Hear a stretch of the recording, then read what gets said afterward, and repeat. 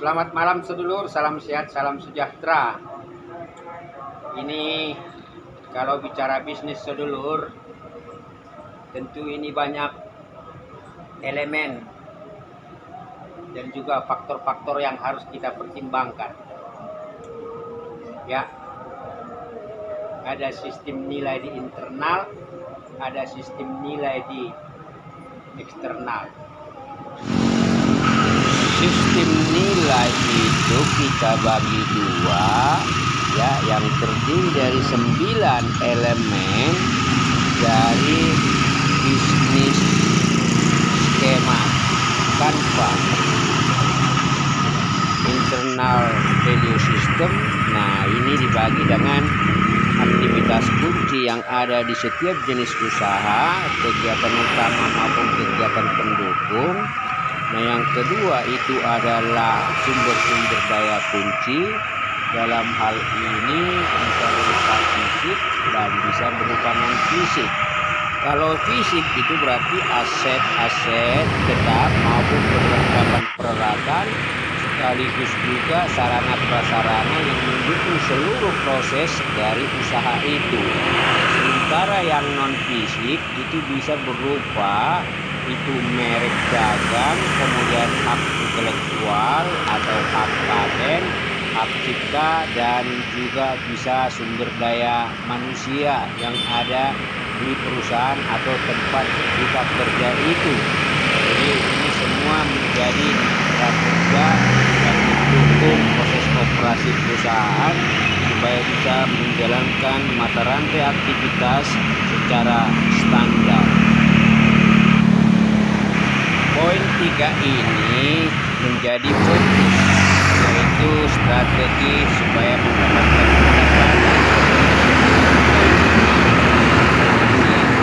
dan juga dengan layanan konsumen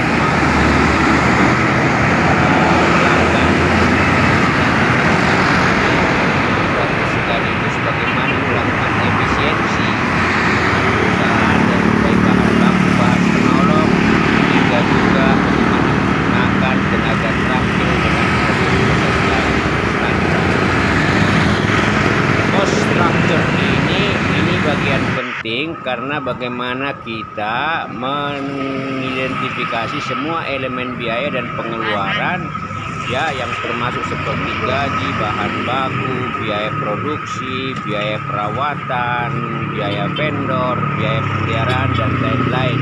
Sehingga ini semua harus terdeteksi dalam bentuk perkiraan angka yang jelas. Identifikasi segmen customer pelanggan kita itu menjadi bagian penting, dan kita harus melihat latar belakang dari pelanggan atau calon pelanggan kita dari mulai pekerjaannya, jenisnya, kemudian juga itu nilai keunggulan dari pekerja itu, strata sosial ekonominya, hingga juga kendala kelemahan yang dimiliki oleh pelanggan kita. Melakukan komunikasi dan interaksi dengan pelanggan yang datang ke lokasi usaha kita itu adalah bagian utama dan penting untuk melakukan yang namanya revenue strategi. Ini saat melayani atau saat berkomunikasi sekilas itu sangat penting untuk membangun relasi yang positif ke depan dan mempertahankan mereka sebagai pelanggan tetap.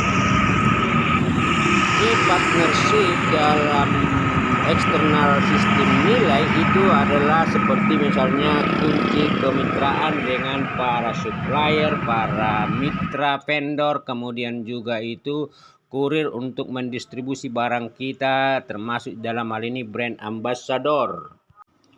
Saat kita memulai usaha, kita harus mempertahankan atau menawarkan yang namanya values proposition.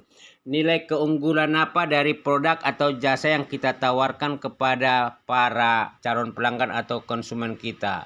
Jadi ada nilai perbedaan, ada nilai beda dengan produk dan jasa dari para kompetitor. Channel distribution, poin kelima, ini menyangkut mengenai bagaimana kita menyajikan barang atau jasa itu ke konsumen kita. Apakah melalui toko online, offline, maupun iklan dan lain sebagainya, media sosial.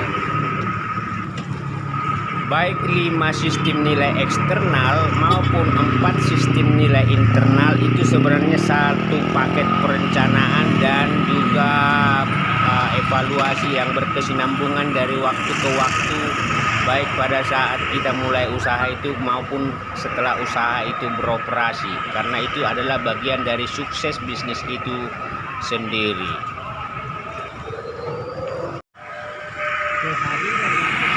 Lembaga pembiayaan seperti perbankan itu sebenarnya menegaskan bahwa setiap pengusaha harus memiliki perilaku keuangan yang efisien dan efektif serta standar menurut akuntansi keuangan dan manajemen keuangan. Salam berbisnis dan salam berusaha. Selamat malam.